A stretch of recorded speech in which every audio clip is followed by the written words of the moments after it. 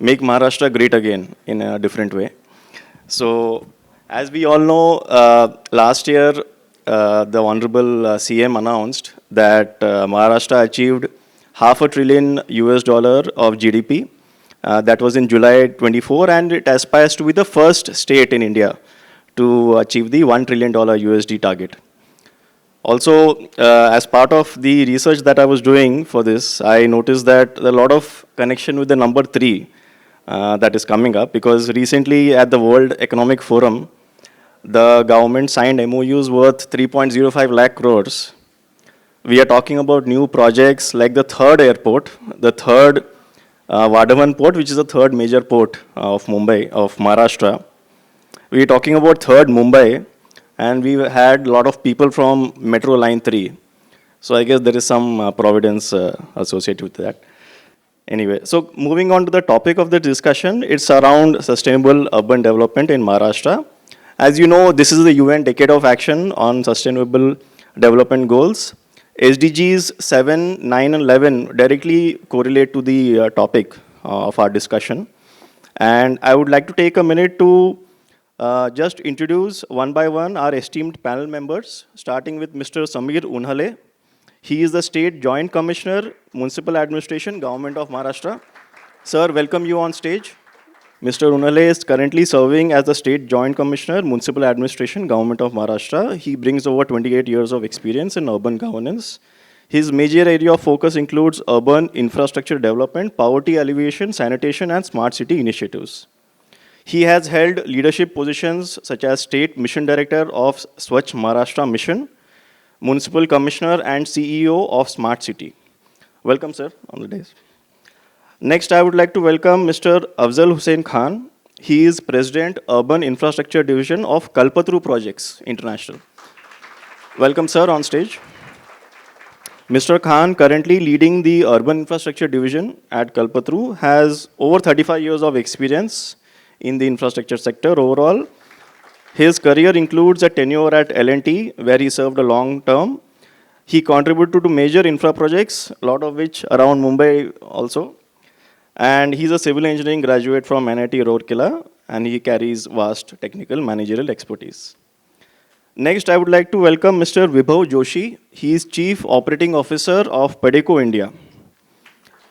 Mr. Vibhav Joshi is a veteran civil engineer with over 35 years of experience in infrastructure development. He is an IIT Roorkee alumnus, and he has worked on large-scale metro projects, high-speed rail, highways, and water pipelines. As CEO of Padeco, he has contributed to landmark projects, including the HSR, Trans-Harbour Link, Atal Setu, and the Metro Line 3. His career includes leadership roles at Bechtel, Afcons, and Unity. Welcome, sir.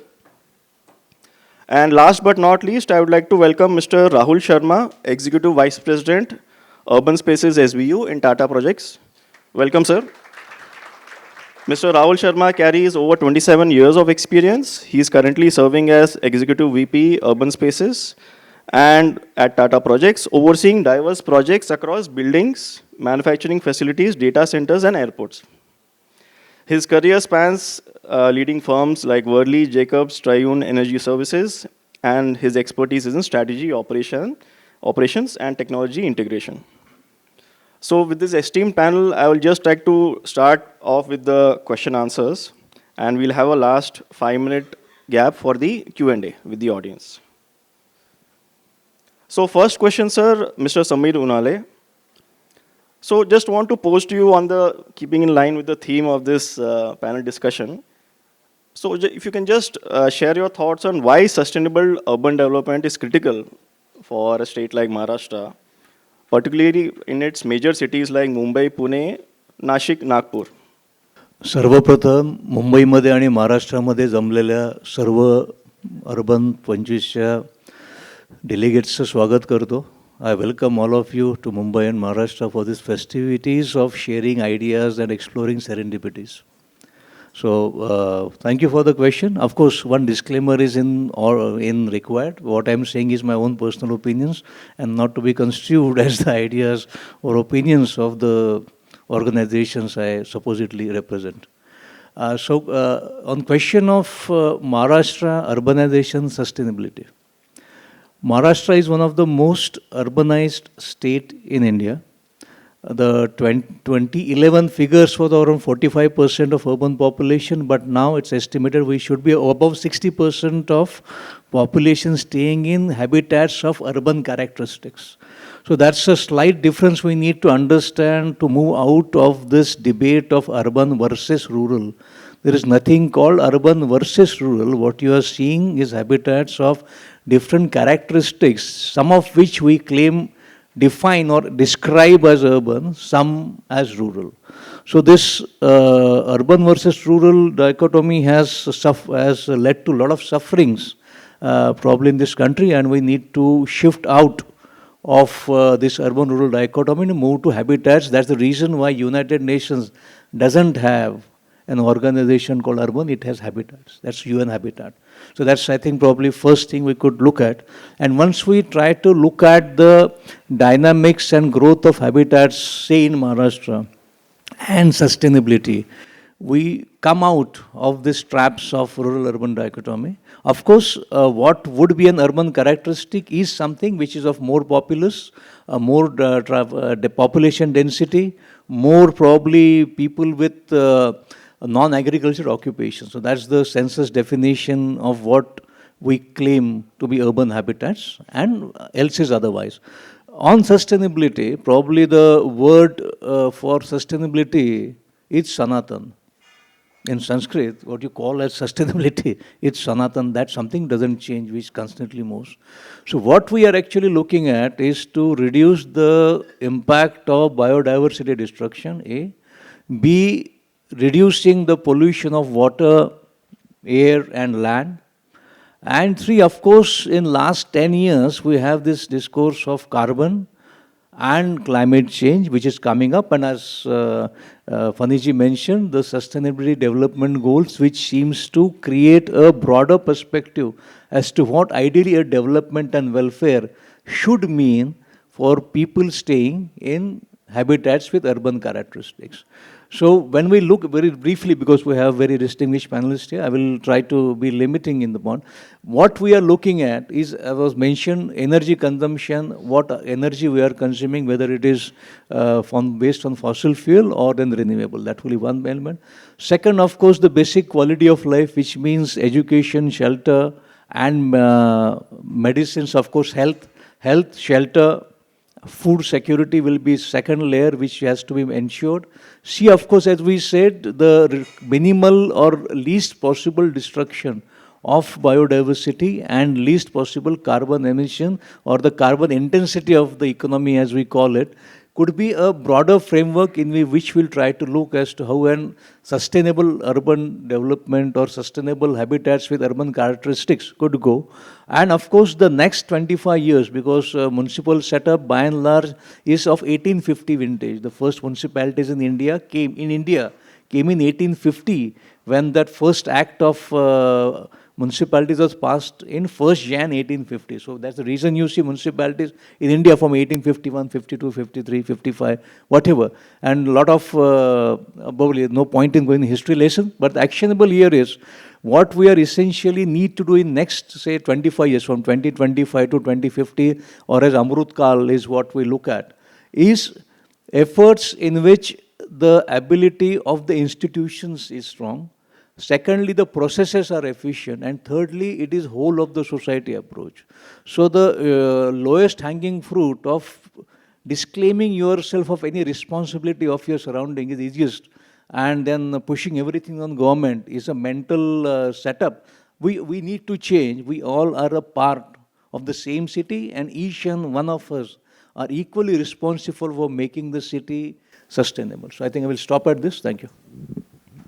Thank you very much, sir, for sharing your thoughts. Next question to Mr. Vibhav Joshi.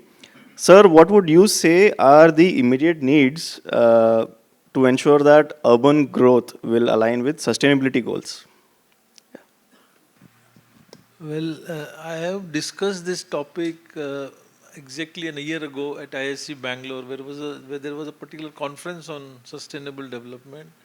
And that was the time when, entire NCR was experiencing toxic air, after Diwali and stubble burning. So that time also I said we cannot talk about anything Amritkal or anything when we have, National Capital Region experiencing this every year for almost 20 days.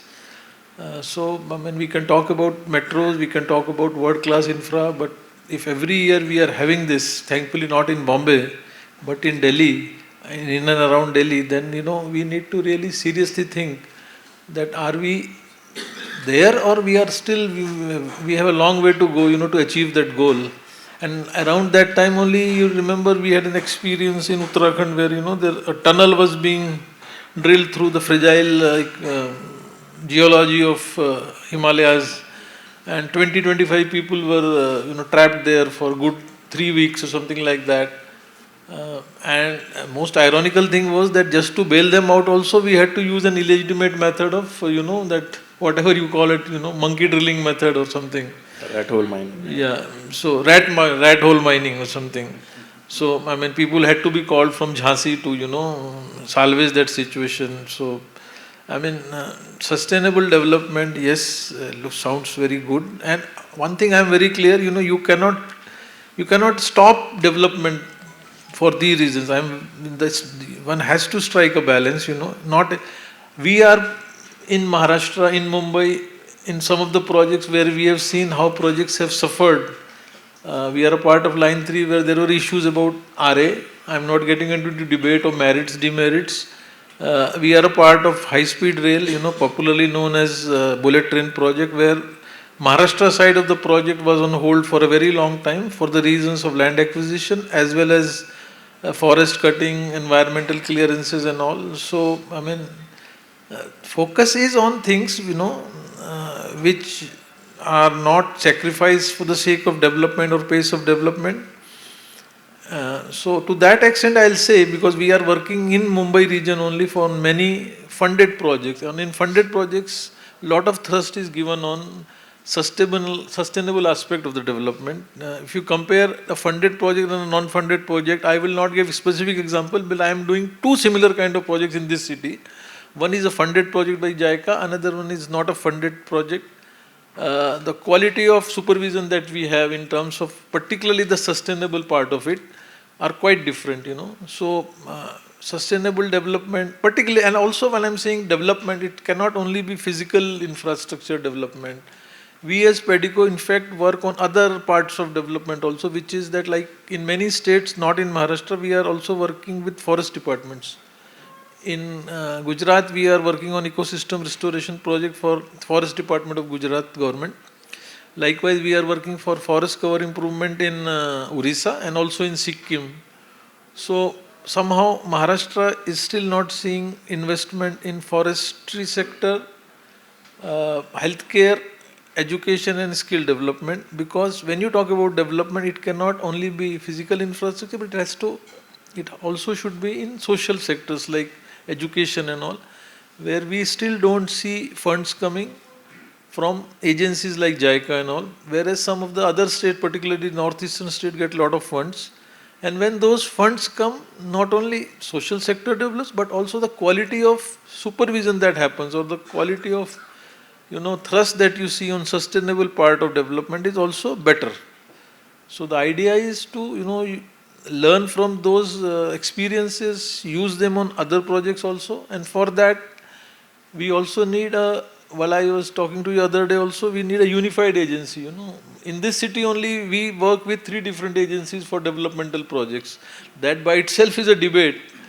On 2 similar kind of projects, two different kind of projects, I am working with different agencies in this city, That is something which is separately to be debated. So this much only I can say, I can go on and on for hours, but this much only I'll say. No, thank you, sir. Thank you for your thoughts. So next, moving on to transport infrastructure in particular. So Mr. Rahul Sharma, sir, one question for you is, what would you say is the role that transport infra can play in sustainable urban development? Thank you. So first and foremost, thanks for inviting, and it was good to hear Sameer Saab and Vibhav talking about their thoughts I think if we have to make Maharashtra great again, that's a cornerstone for Viksit Bharat, as our Honorable PM sees it. So transport and infrastructure plays a very important role. I think all of us are facing on a daily basis what transportation infrastructure we as a state need and we as a city may also need. I would say I will divide it into multiple composition. First, actually how we are all staying, because population is very getting concentrated at one place because of lack of transport in around the areas. How can we create transportation around the city, not only in the city as well, so that people can come in the city well? Second, if you look at the logistic, in India, the logistic costs are the highest. If you look at it, we talk of channel plus one strategy, but it's always, it almost 13-14% logistic cost we do because of the lack of transport infrastructure. Now, if you need to bring it to 8%, there are projects like dedicated freight corridors, which have been initiated, but somehow, due to land acquisition, due to right-of-way issues, they're taking time to come. So you can imagine, even the cost can come low to us, and in fact, we can be more, I would say, competitive in the international market if we reduce our logistic cost as well. So the impact can be huge. So not only transport infrastructure is touching our lives anyways, it is also touching our economy in a very large way also.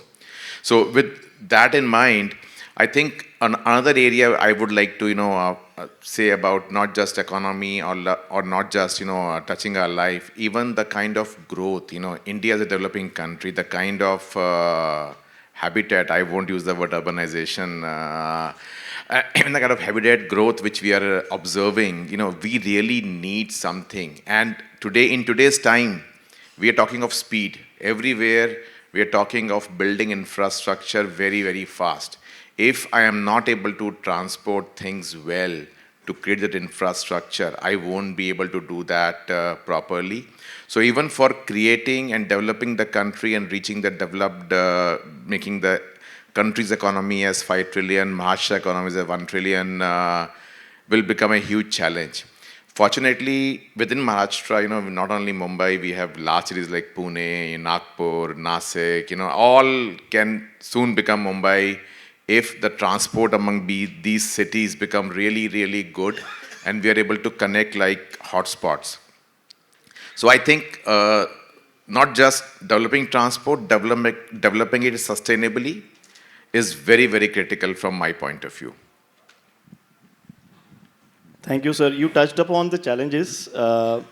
Just wanted to also ask Mr. A.H. Khan, sir, would you also like to share some thoughts on the key challenges that are hindering sustainable development? Yeah, good afternoon to all of you. Thank you, Phani, for that good question. And see, I would like to see it in a different angle for that matter. You know that we are almost like 1.4 billion people in the country. So what we have? We have lesser resources, lesser space, and to large extent, what impact us is less mind, less number of minds. Okay, that is the problem what we are facing everywhere.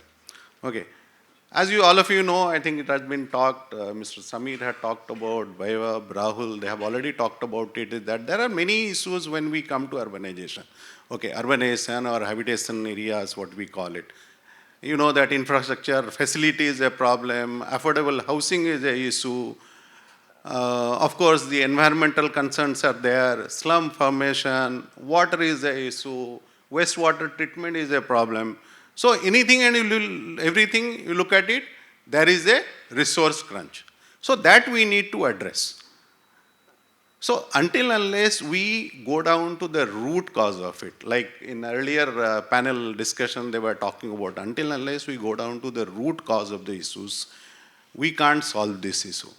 Okay. In addition to that, Bombay-like city, you have so much of pollution. So much of pollution in Bombay, having sea around, and so much of greenery, having a large forest base itself, we are having so much of issues. Okay. Marine life. Tomorrow the water level is going to go up. What will happen to Mumbai? Are we prepared for it? Probably we are not. last mile connectivity. Even though I was listening to the gentleman who was talking about the Mumbai metro, how it is causing issues to us. Yes, it is.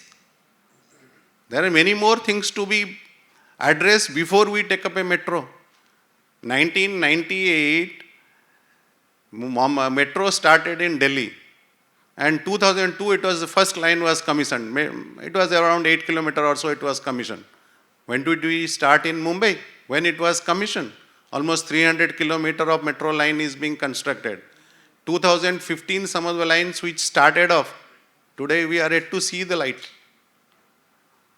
So problems are plenty. All of us we know. Me describing those problems is not going to solve. Okay, we have to find solution to it. We have to bring best minds together to solve the issue. That's what I thought. No, thank you, sir. Yes, definitely time and cost overruns are a big bane of infra projects. Sir, you have been associated with a lot of projects across Maharashtra where urban infra developments are taking place. What some opportunities that you see that can improve the sustainability? Yeah, even earlier panel they were discussing about the smart cities, and some of you questioned also how smart we are or how smart our cities have become. As per me, we have not become smart enough, long way to go. And until unless we put our best foot forward collectively, we are not going to go forward. Mr. Sameer talked about something, governance probably. And I just add something to that. I say synergized governance or connected governance. What does it mean? While coming to this particular seminar, probably I coined this word, synergize or connected governance. Connected governance where you don't put only government to do everything, okay? We, all of us, all these people who are sitting here, okay, we are all educated, that's why we are here probably discussing these subjects. So our family, how can we connect ourselves with government? Okay, so that we can spread out to many more people, make them educated, make them feel what is required. See, our civic sense has to increase. See, ultimately, we are consumption-based economy. How can we make it research-based economy? My son yesterday was talking to me, he told me a fantastic thing, I never thought of it. He talked about that when that brain drain happens. I said definitely after they graduate probably. He said no, the brain drain happening at class 7, class 8. Because parents are willing that our people should go out. My son should go out, my daughter should go out. Because he or she wants to have a better life. So brain drain doesn't happen afterward, it happens much before than what we think. So in order to make cities, Maharashtra great again, I think we have to come together, be it housing, be it challenges of the urban planning. Today, if I have to tell you that we don't have good urban planners. You take any city for that matter. Of course, some of the new cities like Nana, etc. would get developed. I am pretty sure they will be much better than what we have done it for Mumbai or even the Navi Mumbai. I had a proposal whether we can make sewerage system, water system, everything underground by having tunnel boring machine. But where is the money for it? But today we are talking about money. But tomorrow it will become an issue. We are not resolving the problem, we are creating problem ourselves. Thank you, sir, for this. Next, moving on to the topic of economic growth versus environmental conservation. So, to Sameer Unhale, sir, a question for you.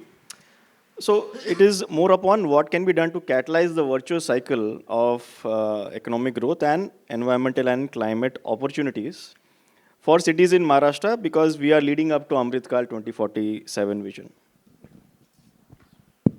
So thank you. So as we mentioned, we are the driving generation of this age. People from age 25 to 65 or any decade are the driving generation. You and me, probably most of us at least of that generation. So it's opportunity for you and me. I'm not using the word responsibility. People are scared of it. So opportunity for you and me to make systemic changes. By how? By having newer institutions, by having efficient processes, and of course, opportunity for each and everyone to contribute to those processes. That's the, I think, foundational social framework which is required. And that's the reason why certain cities take different trajectories when they are working. So of course, the virtuous cycle is in place. You will be amazed at the financial, if I just ask a quiz question, for maybe half a minute, what do you think is the total financial resources allocated for 1 year for the cities in Maharashtra? Any guess? Anyone? Just any guess? The total financial allocation made available to the cities of Maharashtra for 1 year. I can give only three. It is either maybe 50,000 crores, 1 lakh crores, or 2 lakh crores. What do you think is the financial allocation? Okay, you are closest. You are closest to that. It's actually 1.75 lakh crores a year is invested into the cities, urban sector of Maharashtra. That's the financial allocation which is done, and by itself it is 1/3 of the state's budget. Because CIDCO, MMRDA, BMCA, Pune and Nagpur and metros and all those things are there. So we are putting in huge amounts of resources, and therefore, as I say, there is no free lunch. आमच्या मराठीत म्हणतात असेल हरी तर देईल खाटल्यावरी. I mean, if there is God, He will give everything on my bed. I am sitting and sleeping there. That's not going to happen. You and me will have to work for that. You and me will have to take the pains of walking through traffic congestion so that the next generation takes up. Japan and Germany has not become great just sitting there idle. Their earlier generations have slogged for it with their blood and sweat and tears, and that's the reason they are developed now. So that's the phase that you and me have to, our generation will do right now. That's what the basic logic of Amrit Kal is. And therefore, when you're talking of economic, virtuous cycle of economic growth, and then the concerns of environment and concerns of climate coming together, it is not a war of, demons and gods. It's not that. It is not binary now. We have to move out of this binary conflict, confrontational framework that some activist thinking makes us to do. We're here to work together, and that's the reason synergy, sir said, that's what multi-level governance is now being talked of. That we are not fighting against each other. There is no zero-sum game. That's the synergy, which actually a very good word you coined. All the multiple agencies are required because expertise and excellence comes when an institution or individual focuses on super specialization. That's the rationale of you having multiple institutions. And therefore, as rightly said, we require to develop processes and synergies to have a multi-level governance in which there is less of conflict and confrontation and more of catalysm and catalyzing it and accelerating it. That's the thinking behind the virtuous cycle behind it. So maybe I have spoken less of urban here, more of maybe organizational dynamics and maybe sociology and anthropology. But that is the foundational, substrate on which everything starts up. And therefore, less of biodiversity destruction, the carbon element, the climate element. Okay, the cement concrete we use, we can have lesser and lesser cement concrete used strewed over the roads for maybe footpaths and pathways and everything, because climate creates huge amount of carbon. It creates urban heat islands. When you talk of environment, yes, less of urban heat. We will be entering now March, April, May, June. We know what's going to be heat and humidity in Mumbai, and we had never experienced what heat and humidity can do together. It is exponentially bad. It is not linearly bad. If you have got same 38-degree temperature at, say, 50% humidity, 60% humidity, 70% humidity, it creates the impact which is much more higher. So that's the reason we have to work together. Everyone has a role to play, and how to make it happen is an innovation that is required. Biodiversity destruction, yes, mangroves, trees, urban heat island, the wastewater, air pollution, everything is not a burden in my view. It's an opportunity for us to just slightly change our processes, slightly change our way of thinking. And I think we'll be hitting the virtuous cycle onto that and achieving economic growth, because climate technology is a big industrial opportunity, big business opportunity. What information technology was in maybe 1990 and biotechnology was in 2000 to 2010. Now is the age of climate technologies, those who come up with technologies which will be reducing this destructions of biodiversity, reducing pollution, reducing carbon intensity, reducing the use of cements, going more and more toward recyclable renewable energy. I think it was also very well mentioned on nuclear energy and the small reactors coming up, the cycle. So all these things, I believe, is a great opportunity for us, not just for the urban transformation, which of course is a smaller part of it, but the broader social, economic opportunities that our generation probably has, which our grandparents probably didn't had, because we are now at the point of inflection. We are at the inflection point. That's precisely the reason I think we can look forward for great contribution that you and me can do for it. So thank you. Thank you very much, sir, for your thoughts. In fact, it is with the same, I think, intent that one business leader talked about, Indians need to put in more hours of work per week. That was taken out of context. But yes, one generation has to make a sacrifice. That is the larger message that is being given. On the topic of governance and policy, Vibhav sir, the question is to you. How effective is presently the governance and policy framework in supporting sustainable urban development? We are talking about Maharashtra. Any reforms you would like to, throw out in the open that can be considered to accelerate certain thrust on sustainable development? I'll tell you, like I said, there is a difference in approach in funded and non-funded projects. Funded projects, by virtue of the thrust that is put on implementation by the funding agencies, are quite careful about the fact that safety, environment are to be addressed properly. Non-funded projects, unfortunately, don't have that kind of thrust on these things. So one thing is, as we get either more and more funded projects through multilateral agency, particularly JICA and all, we mostly work on JICA projects, or other way of doing it is that you learn lessons from what is happening in a funded project and try to implement it. And that is where you also then have to come out of that mindset of, cutting the corners, because anything you do extra will going to cost you money.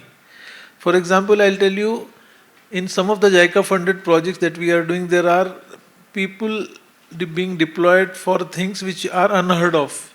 In a project we are doing on Brahmaputra River, we have to deploy dolphin experts also. Somebody came to me, my HR came to me 3 days back asking me what is ornithologist. They have never heard this word, In Bombay, for MTHL, now we have to deploy a person who can take care of flamingos. So, these are the things which are required, so that you understand that a physical infrastructure project also does not necessarily have to have civil engineers only. There would be people who will take care of flamingos, wetlands, mangroves, and all. So that is one thing which I'll tell you. And in that context, I am again saying that if it is better that we have one agency for project implementation in the city, because then at least there is some uniformity in these practices. Otherwise, I am doing projects within this city with 2 different agencies with different kind of approach. So that is also one reform which we need, that projects preferably should be under one agency. There could be one agency providing municipal services, but for the purpose of developmental project, if there is one agency handling all the projects, then at least practices that are being followed are uniform across the spectrum. And then of course continuity of leadership is something which we always talk about. I can understand that municipal commissioners cannot be there forever. Every 3 years there are change, but there are certain project-specific SPVs that are formed. At least those can have continuity of the leadership throughout the life cycle of the project, and if possible should be driven by technocrats. It's not that civil servants cannot handle them. Most of the civil servants these days are also having technical background. But if at least for the project-specific SPVs, the top leadership is kept intact throughout the life cycle, which is generally 5 years and all, it would also help. I am not getting into specific example, but because then things can become little sensitive. But I am working on 2 projects where, leadership has changed a lot. and that affects, that affects. So that is another thing. Now as that new leadership has come in the state, new government has come, of course, is more like a repetition of the government. But these are some of the things, if they can be, those things can be incorporated in decision making and all. And I have found one thing is that the new government is quite receptive. There are dedicated people in CM office also who are listening to you, receptive to these ideas. So I think I am hopeful that things would change. Just in the interest of time, last two questions. Mr. Rahul Sharma. Sir, would you like to talk on any particular use cases that you can cite on technology initiatives which have been used to improve sustainability in cities? Difficult one, because I think in technology what has happened is infrastructure projects are the far behind as compared to any other industry. I think for multiple reasons. One, everyone feels that first let's have a proven thing and then only we will use it. So nobody is using technology. Second is we keep on using technology as a tick mark because it has been asked, let's use it, not as an effective use of it. But still, I would divide into three components of how in development these things are happening. I think there are a lot of sustainable developments are happening in engineering stage itself. Right. These days when design is going on, going like simple things like cut and fill, there are drones which are going around and then you get exact cut and fill. So practically that is adding to sustainability. When in procurement is happening, supply chain resilience is a big aspect of it. The faster it is, the better it is, and the fast track routes also in supply chain resilience as well. Now we have techniques, we have solutions which companies like us, KPI, a lot of other companies have started using it in terms of how I can, bring the product or ship the product in a most sustainable fashion. And not just look at only scope 1 and 2, start looking at scope 3 as well. So this is a great change in the thinking process as well. In construction, when we are doing all the construction, I think mechanization is becoming a good area. I think simple thing like grading, when we are grading at a site, can we not use a grader, which is an automated grader, I think that there, companies like us and our competition are all using. Many of us are started using it, but I would say still it has not reached a level which it should be, because every time, we feel that, we have to use it, should we use it differently or not?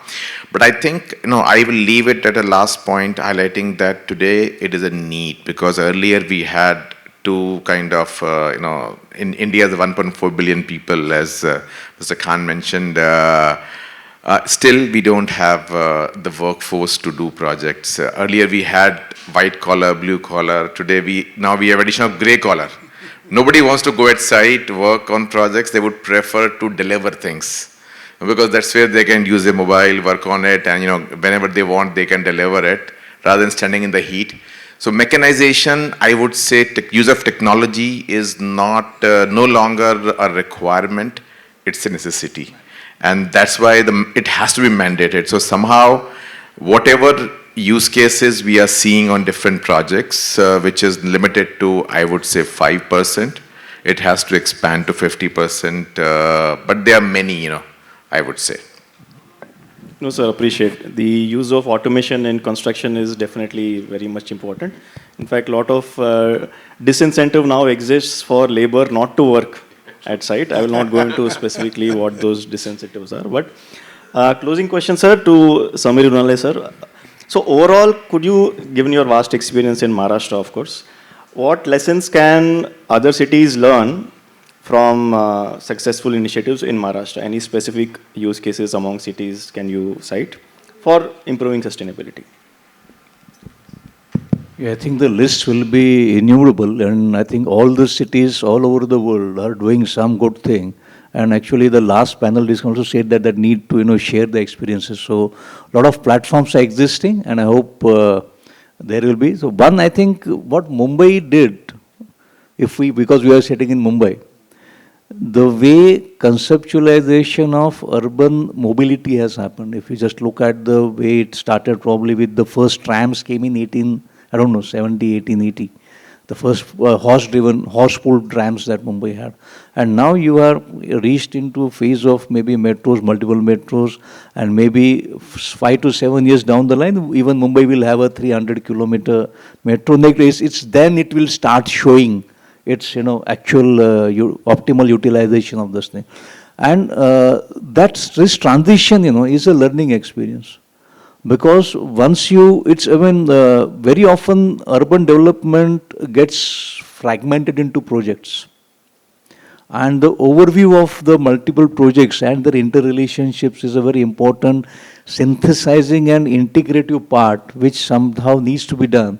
And I believe in this field, the agencies like MMRD and maybe to CITCO to some extent, even MADA, these agencies are trying to have this holistic view at institutional level as to how the fragmented project thinking of development can also be taken up at a conceptually synergizing or a holistic or the temporal and spatial long arc thinking which is required into cities. So that's, I believe, Mumbai also had a Mumbai Transformation Support Unit, MTSU, which I think probably McKinsey report, and later it came up, it was based in maybe MMRD and something. So this, I believe, holistic thinking at a long arc of time is a very important element in urban transformation. It can be mobility, it can be economic growth, it can be environment, sustainability, climate, or whatever new words which might come up in next 5 years. This, I believe, was a good way which needs to be done at also other cities of the level of Mumbai, because every city is going to have its own peculiarities. You can't make Mumbai somebody else, and nor some other city can become Mumbai. That's very clear about it, because every city has its own peculiarities which will have to be acknowledged and built upon that. So I believe this synthesizing, thank you for your word, and a universal framework into which you can put this fragmented actions of projects, I think is a good thing which can be replicated in other places. So thank you. Thank you, sir, for the answers. And now throwing the floor open for Q&A. We just have 5 minutes. We inherited a cost or time overrun, so we want to minimize it further. Yes, madam, please.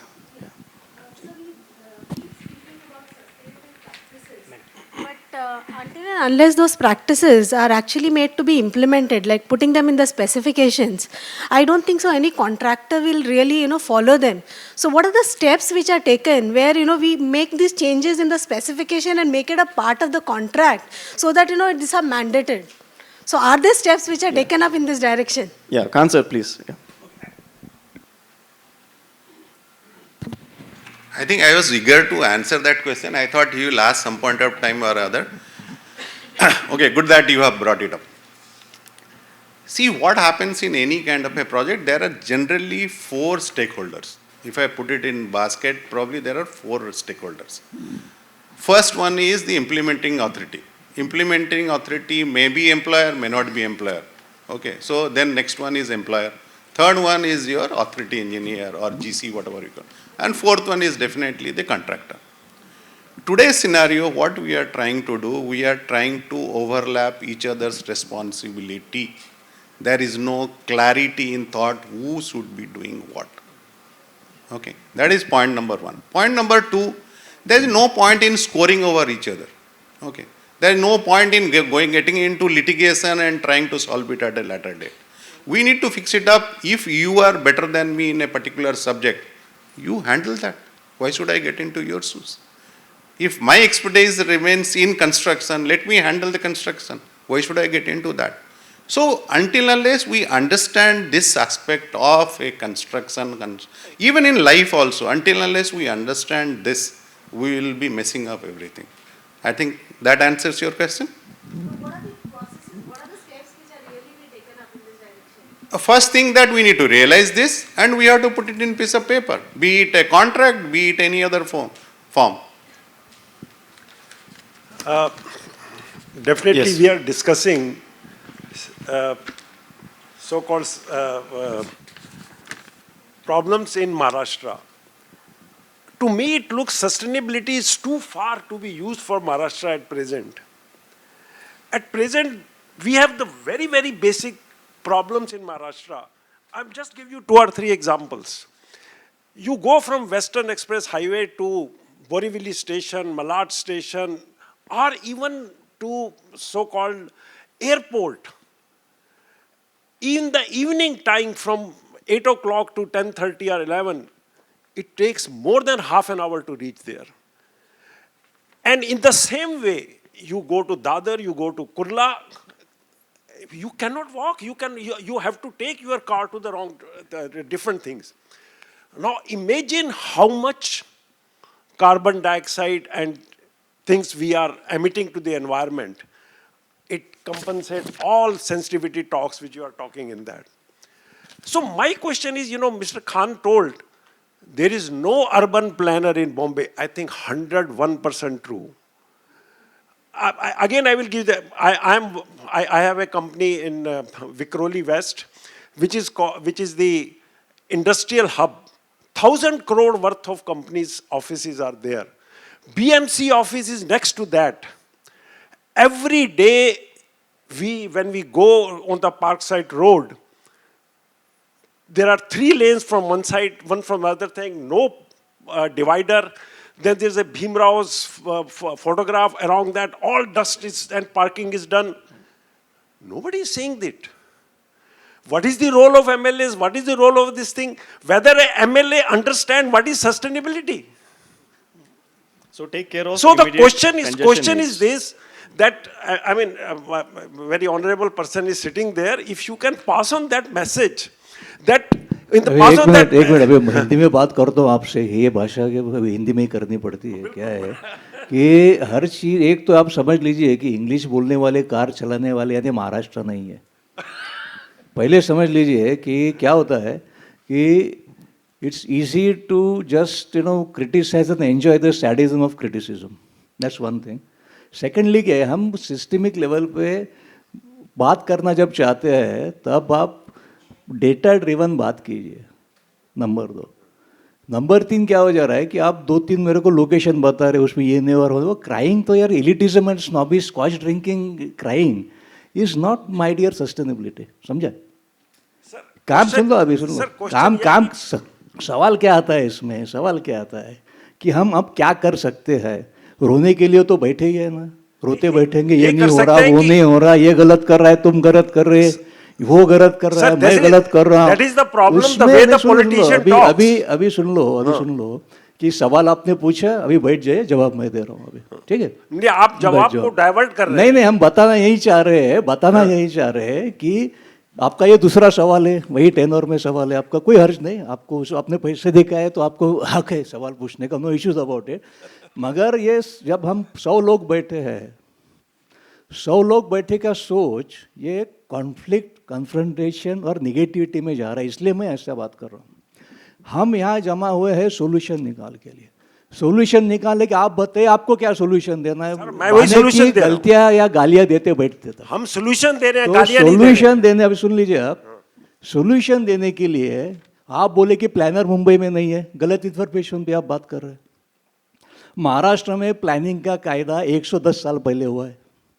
तो जब आप ऐसे conference में बात करते हैं जहाँ 100 लोग बैठे होते हैं तो सबका मूड, सबका थिंकिंग पोल्यूट ना होने की भी जिम्मेदारी अपनी होती है कि थॉट्स भी अपने सही चाहिए. गलतियां हैं, डेफिनेटली है, आप कर रहे हैं, हम कर रहे हैं. आगे जाने के लिए क्या पॉजिटिव सोल्यूशन है क्या, वो भी बोलना चाहिए. वही मैं बता रहा हूँ. आप ठीक है, अभी आई आंसर द क्वेश्चन. मैं यही बोल रहा हूँ कि फ्लाईओवर बनाने से पहले, एक मिनट, फ्लाईओवर बनाने से पहले उसके नीचे क्या प्रॉब्लम्स हैं कम से कम उसको हम सॉल्व करें. करेक्ट. आंख बीच के फ्लाईओवर बना दिया, 8 साल से फ्लाईओवर बन रहा है, उसके नीचे आदमी वॉक भी नहीं कर सकता है.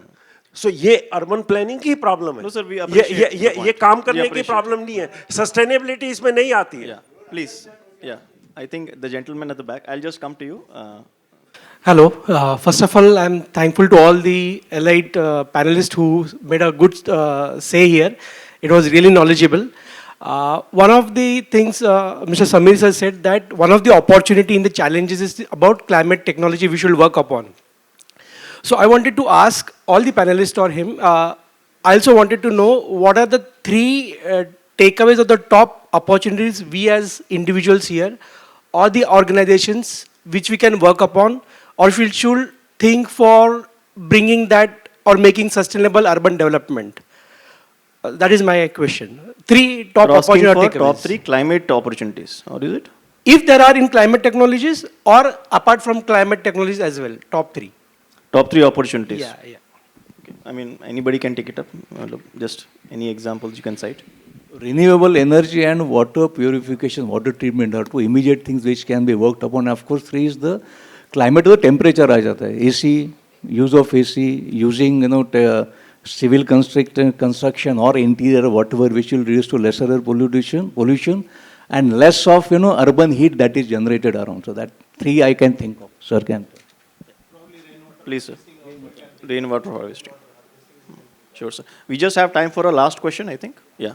So, yes, sir, actually, I commented to you. I'll just, if it can be quickly wrapped up, I'll come to you. The question is with Khan, sir.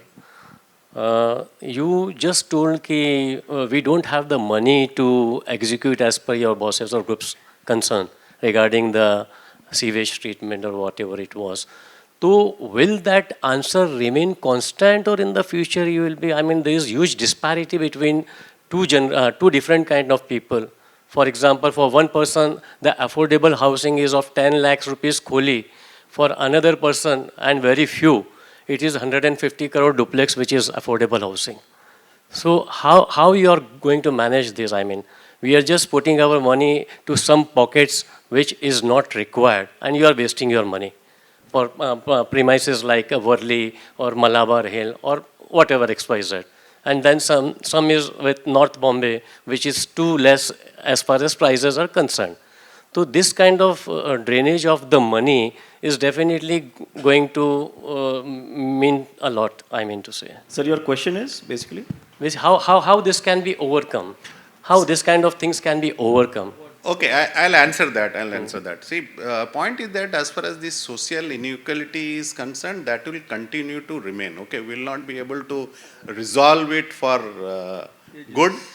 Definitely we will not be able to resolve it. Okay, so point what I am trying to make or what I was trying to tell earlier is that, see, when we are talking about making any city or making any habitation sustainable, we have to look little in the future. Okay, so that's what I was trying to say. So whether these undergrounds can help us in longer run, then today thinking of it, okay, we have lesser funds, so let us do away with something. So that is what I was trying to say.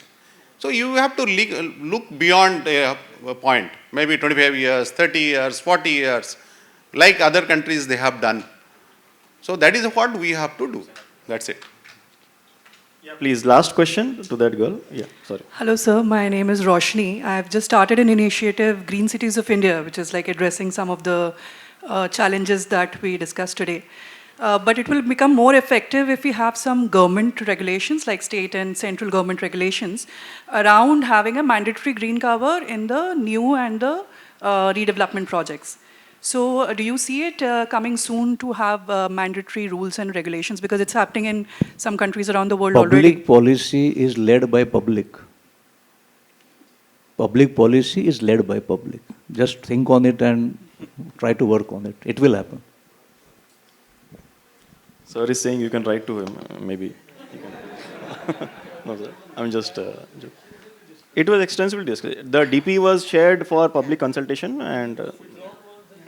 yeah, it is correct. Hi, can I just ask one question? Okay, so I think we have concluded the session. Thank you very much to our esteemed panelists for this panel discussion.